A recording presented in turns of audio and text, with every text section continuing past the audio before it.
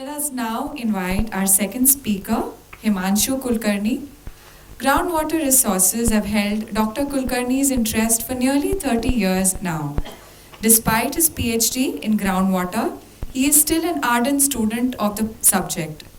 Himanshu's work on the occurrence and movement of groundwater in the hard rock regions of India is known in academic and research circles. He is currently working on groundwater management across India's diverse hydrogeological typology. He is the founder, trustee, and executive director at Advanced Center for Water Resource Development and Management, Aquadam. Aquadam is a non-for-profit organization that aims to develop solutions to groundwater problems of today and tomorrow. It is a premier education and research institution that facilitates work on groundwater management through action research programs and trainings. He has traveled extensively, including to the US on a Fulbright scholarship and to Austria as a UNESCO scholar. He has conducted hydrogeological fieldwork in all types of geological terrains in India and overseas. The various projects taken up by Aquadam include rapid appraisal, Adiwat, Anpura and Charwada watersheds, Durgapur district, Rajasthan, rapid hydrogeological studies to facilitate a bore well pooling scheme implemented by Vasan for groundwater management in Gorantla Varipalle village, Kadiri, Andhra Pradesh. A rapid geohydrological study of micro watersheds from Bolangi district, Orissa, to name a few. Dr. Kulkarni continues to publish his work extensively while mentoring young minds in the field of groundwater management. Let us all put our hands together for Dr. Kulkarni.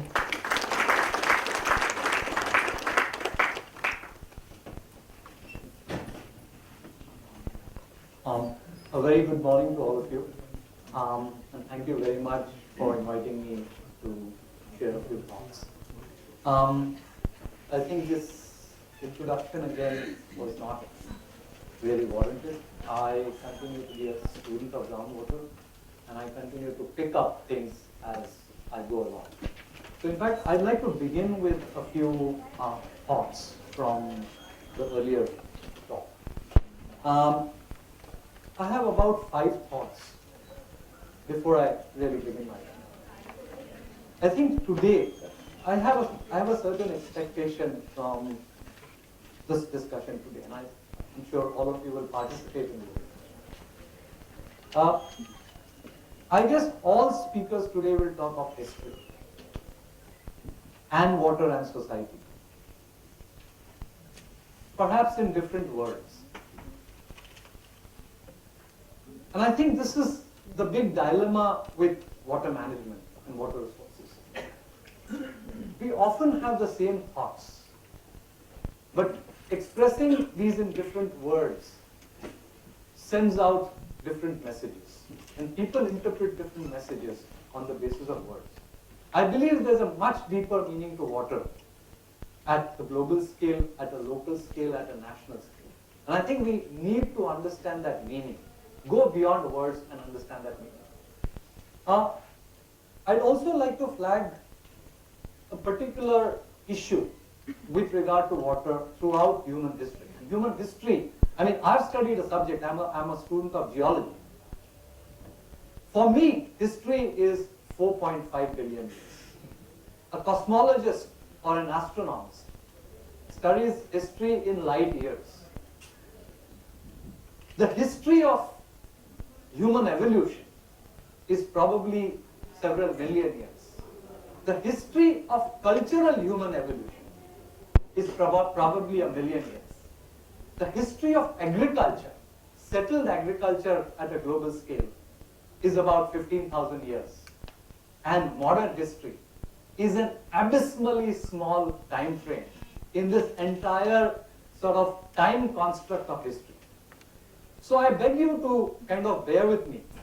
I will talk only a little bit, perhaps only a fraction of a second of this entire historical canvas of not just the universe, but of this little bit that's called human civilization. I'm actually going to sort of give you words, I've not put those in my slides, with which I will conclude. I'd like to begin with a conclusion. Most of us are fascinated by science and technology. I mean, technology, today it's a technology word. It's really nothing else. Science and technology throughout history of human civilization with water has helped us build water system. And you could see that from the previous presentation. But the socio-cultural element of human civilization sustains these systems. And the moment there is a socio-cultural collapse in society, everything that is natural sort of begins to erode. So with that, I'd like to dwell a little bit in the next half an hour or so. Very quickly put pictures in front of you. A lot of pictures. And then share a few thoughts at the end. This is a picture of a spring which feeds a small stream, which feeds a large river there. Incidentally, this is the India-Nepal border. Now, springs are just a small, they are the face of aquifers. And I'll talk a little bit about aquifers. And I'm going to talk about, I've changed the title a bit, the importance of groundwater in India and a return to a socio-cultural philosophy of what we scientists today call aquifers. I'll set the context very quickly. Today, if we look at water, then we deal with three primary issues. Modern thinking deals with three primary issues around water. The first is what is called a source. Wells in the world have created a silent revolution for millions of people, particularly farmers, across the world. Now, it creates a paradox, because very often when you create wells, and I think Mr. Bedekar talked about this one village where so many hundred trucks or drilling rigs were registered. Very often when you look at sources, uses and users tend to compete with each other, even around a small village. We are looking at townships, we are looking at urbanization. So you can imagine the sort of the competition around these sources. Second is access. Now, this is an interesting picture because it is from the city of Kathmandu in Nepal. It is a part of the UNESCO cultural site in Patan Darbar. I'm sure many of you have been there. And in Patan Darbar, this is one of the oldest spring systems in Kathmandu of that civilization. And today, and I've been going to Kathmandu for the last 2 years, every time I go to Patan Darbar, I see this picture. What does it tell us? It often tells us that modern technology, and I'm not against technology, but modern technology drives us to extremely individual access. Why do people construct wells? Because you want a source of water very close to where you live. And the closeness of so the pedagogy of closeness has completely changed in modern history. It's about my land, my house, and my everything. So access for the poor, usually, they are the last vestige, poor across the world are the last vestige of commonality around access. So it's symbolic, it's a problem. But I also see that there's a solution in this entire problem. This is what distribution stands for. You laugh at this picture. You might say, I might have done some, that what you do with the web and with computers, you can fix pictures. I have not fixed this picture. There are at least 100 townships in India where I will take you and show you this is how public water supply works. And it really drives you crazy when you look at a system like this. But why does it work? Where does it come from? It comes from the fact that distribution to us today is about connecting to a source and supplying to a demand.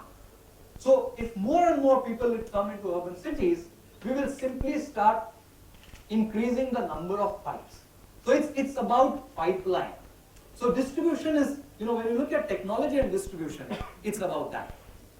Now, let me begin with this background, very quickly tell you what is groundwater. For us, for the common man, groundwater is wells. There are about 35 million wells in India alone. India has the largest number of wells in the world. India also has the largest density of wells in the world. So despite our river civilization, or maybe because of our river civilizations, we have a large number of wells. Groundwater. Now when you look at a well, the saturated portion of a well, of a rock, is where groundwater occurs, underneath the ground. And I have studied this extremely fascinating subject for the last 35 years. And it is fascinating. It is as fascinating as atmospheric science, cosmic science, health science, cultural science, history. So that's a spring. This is in the town of Leh. The town of Leh had 6 such spring systems. They're all eroded now. But why do you get a spring? This is natural discharge of groundwater to the surface. Groundwater discharges to the surface sometimes, in many times. There is recharge, but there is also discharge. So springs are a representation of the natural discharge of groundwater. There are more than 2 million springs in India, and this is my estimate. It can be completely wrong. But nobody has made an estimate on the number of springs in this country. And Rajendra Bhai and I were talking this morning that where are the numbers? You can count the number of wells, but can't you count the number of springs? Springs are more natural than wells. Springs must have been more traditional than wells. Where are springs? We are in Mumbai today. I'm a Mumbai boy by birth. I was born in Kabutar Khana. My grandparents lived very close by in Dadar. If you go, even today, if you go to this particular location, which is really the divide of the Methi River, where the Methi River joins the sea. If you look at the beach in Mahim, and if you look at the beach in Dadar, the Shivaji Park beach, the Dadar Chowpatty, there is a small belt of rocks that runs into the sea. There's a rocky beach in between, 2 sandy beaches. That rocky beach, that particular section of rock, in the 70s and 80s, I remember as a child, as a college student, I would go there. There were springs which were emerging there. There were springs that were feeding the ocean. There are large spring systems in the world which feed the oceans. How do we look at these? This is the May flow, month of May, in the river Tapi. This is the upstream part of the Tapi. The Tapi flows downstream there. Why do you get water in the river Tapi in the month of May? And this is upstream of the large dams. This is Tapi upstream of the large dams. So dams have no influence. In the month of May, the aquifers in this area used to supply the Tapi. This flow, which you don't easily see in the monsoon season because there's runoff, is called base flow. And we have a very interesting word for base flow in Marathi or Hindi. This is a small stream in Purandar Taluka in a village where there is only 200 millimeters of rainfall. And yet, in summer, this is the water supply you get. This is an upstream village in the catchment area. There is no dam here, and yet you get this flow. Technically, this flow is called the Mool Prava. The font didn't get carried over. In Hindi, you can call it the Nadi ka Mool Prava. Marathi, we can call it Nadi ka Mool Prava. Mool is root. Mool is root, the main flow of the river. The Jivant Pani, the Jivat Pani of a river. Now, why do I say this and how do you link? I've shown you a river and a stream. What about forts? Every river, every source, every human acknowledged source of a river in India has a Shiva temple and has a spring. You go to the origin of any river in this country. In fact, you go to the origin of, I haven't been, but I'd certainly like to go to the origin of the Kabul River in Afghanistan. Reference was made to that. And I'm sure there are vestiges of a Shiva temple and a spring even at the origin of Kabul River. Gomukh, snow-covered mountains. It originates at a spring. Every single river, look at Mahabaleshwar, look at Krishneshwar, you look at all rivers in the world, they originate at a spring. And if spring is groundwater, then groundwater feeds springs. So what are aquifers then? So when you look at a picture like this, it's an aquifer, which is the rock material that stores water underneath. So this is the lay spring, and this is how it looks underneath. So there's an aquifer, and the aquifer is feeding a spring. Now, why do we need to look at aquifers?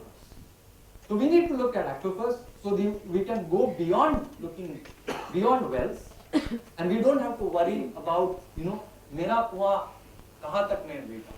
I have seen patal tod kuas in this country. I've been fascinated for the last 35 years with wells. And I have seen a well, the deepest hand dug well I have seen in this country is in hard rock areas.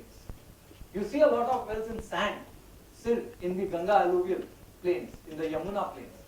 But I have seen the deepest well, something like 200 feet, 300 feet in basalt rock in Saurashtra.